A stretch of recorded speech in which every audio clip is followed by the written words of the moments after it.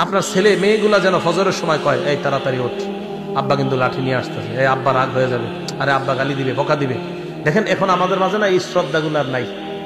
হ্যাঁ, আগে আমরা দেখেন ওনারা আপনারা যারা আছেন 10 বছর আগেও 15 বছর আগেও আপনার বয়স যদিও 25-30, একটা ভয় কাজ করতে, আরে আব্বা রাগ করতেছে, ওর তাড়াতাড়ি ওঠ, ফজরের নামাজে চল। তার মানে বাবার প্রতি সন্তানদের একটা ভয়, এটা শ্রদ্ধা থেকে এই ভয়টা কাজ করতো। আমেরিকার বিশাল বড় বড়লোক হয়ে যাওয়ার পরেও সন্তান বাবার সামনে যখন আসতো একদম বিড়ালের মতো নিচে দিয়ে তাকায়, কারণ আমার সামনে যিনি উনি আমার বাবা, আমি তার সন্তান। এই শ্রদ্ধাবোধ গুলা নাই। জানেন কেন নাই? এই মিডিয়া, এই মোবাইল আমাদের বাবা আর সন্তানের এই শ্রদ্ধার সম্পর্ক নষ্ট করে দিচ্ছে। কেন জানেন? বাবা সন্তান স্ত্রী একসাথে বৈশা সিনেমা দেখে যে ঘরের মধ্যে, আপনি বলেন ওই সন্তান ওই বাবাকে কিভাবে শ্রদ্ধা করবে? করবে না।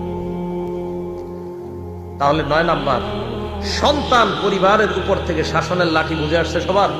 আপনার সন্তানটা যেন এই ভয় থাকে, এই শোন তাড়াতাড়ি নামাজে চল, নামাজে না গেলে আব্বা কিন্তু জি রাগ করবে। এই ভয় সন্তানদের মাঝে থাকাটা, এটা হলো শাসনের লাঠি।